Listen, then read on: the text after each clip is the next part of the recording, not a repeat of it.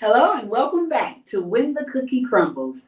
I am your host, Susan Reddick, and I love this show because When the Cookie Crumbles is a show about real life people and real life situations, how they might have had a stumble and then how they picked themselves up, dust themselves off, and got right back on track and have gone on to do great things.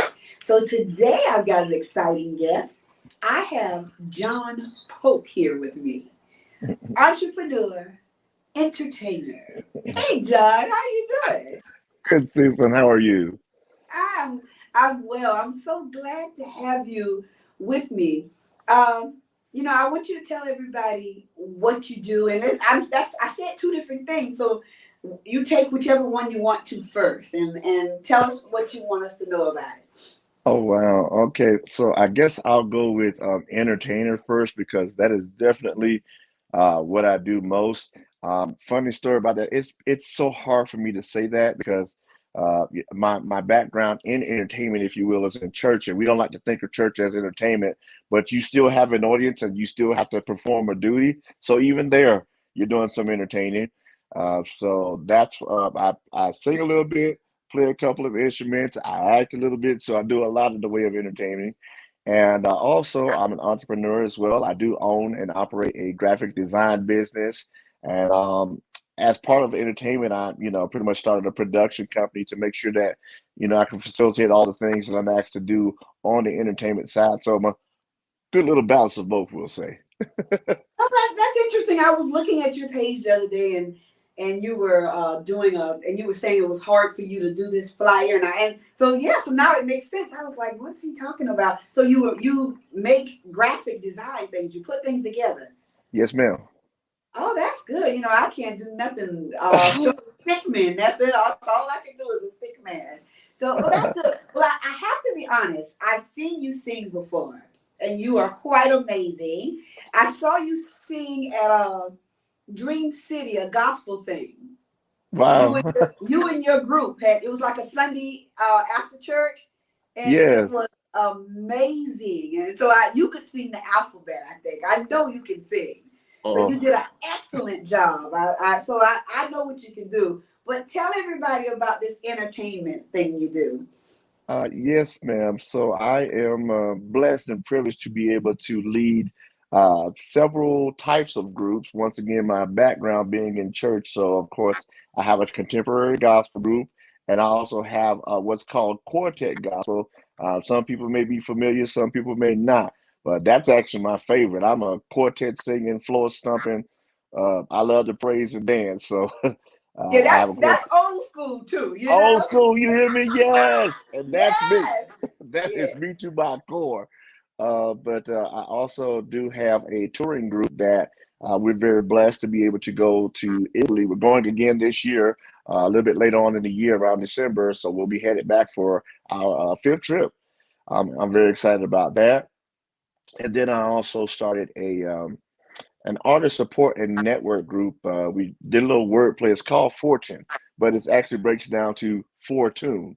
So it's not about the money. It's mostly about the music and what it takes to get the money in as a musician and as a singer. So we do quite a bit on the entertainment side. That is really cool. I was looking at your Facebook page the other day, and you had said, "This is my office for the night." And it looks like you were doing something big. I don't know what it was going on, but you just put up a picture, and you were with another group that night, right? Yes, I moved to Colorado in March of 2021. Things had gotten pretty bad when we talk about when the cookie crumbles. Yeah, the Yeah. cookie completely crumbled for me in Orlando. Unfortunately, I had some good support, some good friends, CC Tennell and others, who were holding me down as best as they could, but I just needed a little bit more, and I had an opportunity to open up for me in Colorado. I came here, and it soon seems as soon as my feet hit the ground, word got out. There's a guy in town who's a good soul singer, and I have been busy with wedding bands literally every weekend since March of this year. I've had something on either a Friday, Saturday, or Sunday, and sometimes a combination of both or all three. So I've gotten to see some absolutely gorgeous places out here, some of the prettiest postcard looking places you'll ever see. God is so good. Well, now where do you say you are again now? Right now, I'm in the Denver area of Colorado. The city that I'm actually located in is called Centennial. So What I'm I not mean, what made you go there, right there though? opportunity. The door was open. The door was opened, and I had a friend of mine that was able to bring me in. They said that there's opportunity out here, and there was some opportunities available on both the church side as well as the secular side of things. And so, because I had both of those at my availability, we took the chance and moved. Yeah, and you know what the life of an entertainer is so hard to me, because like you say, I know CC too, and you have to go where the work is. You have to move Yep. and travel and be here, and it can be so hard. It can be hard on the family too. Whew. Yes. Yes, Yeah, I'm very grateful for her because she has a lot to do with who I am as an entertainer. In 2020, when the world shut down, she gave me most of the opportunities that I had. But the biggest thing I can say about her is that not only did she give me opportunity, but she brought me out to the villages to sing with her. And she was like, "I'm gonna pay you, but I'm also gonna teach you." And I keep that training with me, and because of that, I take a lot of videos, I take a lot of selfies. And because of that training, when people see me on video, they're like, yeah, this guy's got it. He knows what to do. He knows how to work a crowd. And I don't think I'm as good of a singer as some other people may say, but I got feet. And I'm going to move those feet and I'm going to get that crowd and we're going to get them involved. And that's what keeps me working. that is so interesting because because you pretty much said you were a good student too.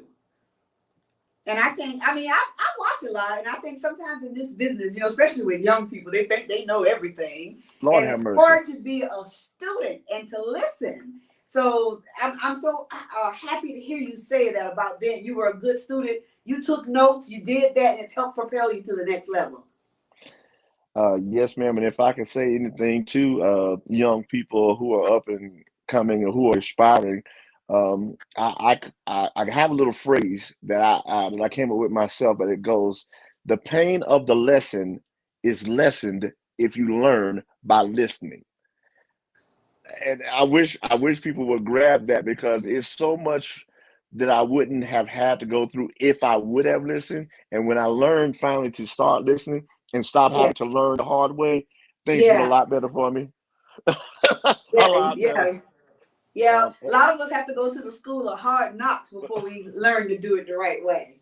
I think I got Okay, a well, I bachelor's. want to ask you some things, like back to how the cookie crumbles. Yes, ma'am. What do you think was a low spot in your life? I'm gonna. How did your cookie crumbling? What do you think was a low spot? I think that's easy for me. 2020 was hands down the worst year ever for me, and I think a lot of people say the same thing. But it was more than just COVID, because at this point, um, I am a full-time musician. And when there's not very much music or live music happening for a person who's a full-time musician, that means no music, no money. Yeah, So, so I experienced a lot of hardships financially that year. Like I said, I had some people, some wonderful people, Dream City and others, who helped to keep me afloat. But it was just, it was a hard hit financially. My dad took sick out of nowhere, and he eventually passed in 2021. My personal life just really fell apart. So many things just went bad for me that year. It was just a terrible, terrible, terrible year. But the story don't end there. all right. Well, that's gonna lead me into my next question. Then, how do you think you got over it? How did you put that cookie back together, pick yourself up, dust yourself off? How do you think you got over it? Um, Number one, didn't stop. The fortunate thing is I didn't die in the storm. You know, Yes, because we leaned upon God to do it all, and even though I would say that's a bad year, I didn't perish in that year. yes, I wasn't done in. It did me bad, but it didn't do me in. Ooh, that'll yeah. preach. Okay. So because I persevered, and also to just, I thank God for connecting me with the right people to help, and then with again another group of people that allowed me to be able to come here and connect with them and life now. That cookie looking pretty good. It's got some icing on there, little cherries and cream, and it look a little bit different now, but that's the Oh thing. You got to yeah. go through it, I and just going talked through it don't mean stop. Yeah. to a guy. He was a comedian. He said when you get cookies, put it on some ice cream and make a McFlurry. That was so funny to me. So that's Yes, exactly buddy. what you said. Yeah. So it must be tough though for you. So you say your family's here and you're there. Yes, Had to be ma'am. tough. It is. Um, and that is the toughest part. I have all my children are in Florida. I have twin girls and my son, and definitely, if you know me, I love my girls. I love them, but that boy got a vice grip on my heart, and being away from him is so very tough. But we speak a lot, and I check on him, and we'll make sure he's okay. But the distance is not my favorite thing at all. Yeah, but you know what? When you're the head of the family, you got to do what it takes to take care of them. Some kind of way, even at 13, he understands that, like I'll talk to him and I get a little bit more weepy than he does at times. He's like, I get it. I know you got to go work, but he likes the fact that he can call me and say, Daddy, I need, or Daddy, I want. Yeah. And 9 times out of 10, he'll go ahead and get it as long as that behavior has been intact. I'm able to do for him something that I can't say was my life before. Well, that is so good. Did I see you put up something about him playing basketball or something, or winning something the Yeah. other day? Yes, ma'am. This past weekend, his league had their championship game and he played in it. He was pretty much the MVP, scoring 10 out of their 24 points, All tons of right. rebounds, and lockdown on defense. Oh, okay. So you was poking your chest out. I think when the kids win something, they don't know it's ours. That's our trophy. Okay. I was proud of him. Yeah, because we put the time in and we pay for it to be there. We go just as much as them. So I'm like, give him a trophy, Yes, okay? ma'am. Yes, ma'am. All right. So I want to ask you something then. If you could go back and talk to your 18-year-old self, that John Polk that knew everything. Everybody is 18, they know everything, okay? So if you could go back and talk to your 18-year-old self, what would you tell him? What kind of advice would you give him? I tell them the advice that I give to others. Listen, listen, and realize that people who are trying to give you those different lessons in life, they are trying to prevent you from going through some of the things that you may encounter had you not listened. Like one of the gravest mistakes that I made in my life, my mom told me, "Don't do it, son." But I'm 18 at this time. I'm 20 years old, and I'm grown. I'm gonna do what I want to do, and I went and did it, and it did not turn out well at all. And so I just wish I could just tell my 18-year-old self, "Hey, I know you're old enough now. You're about to go out there on your own and join the army, but don't stop listening to those who are trying to teach you those lessons, so that you don't have to learn the hard way." Well, you are a heck of a singer, and Oh I just wow! want you know you keep going. I know it gets tough. And you say surround yourself by people who can give you a hand up. And then you Yes, ma'am. remember to give somebody else a hand up too. So just keep going. I mean, you are definitely an entertainer. I know you, like you said, you do the gospel thing, but you can sing it all, right? Yes, ma'am. And you are a man for hire. So tell everybody where they can find you. Okay, thank you so much. I am on pretty much all social media platforms. I'm a little less active on some than others. I'm on TikTok, but not really. I'm on Snapchat, but not really. Yeah, me You'll neither. mostly you'll mostly find me on Facebook and Instagram. My tag or my handle is the both on both of those is at the at sign John Polk, aka JP. One word, that's JOHNPOLK, aka JP. All That's where right. you get in Well, touch with me. great. Any last thing you want to let us know? I mean, let me ask you this. What's next? Tell me what's next. What you think is next? Um, Tough call. I want to stay out here a little while longer. And we're establishing some things out here too. It's so funny. I came out here and I did not wave my resume around. I came out here and I'm just like, I'm just regular old guy. And I'm just trying to work. But whatever God puts in you, others will see. You don't have to force it.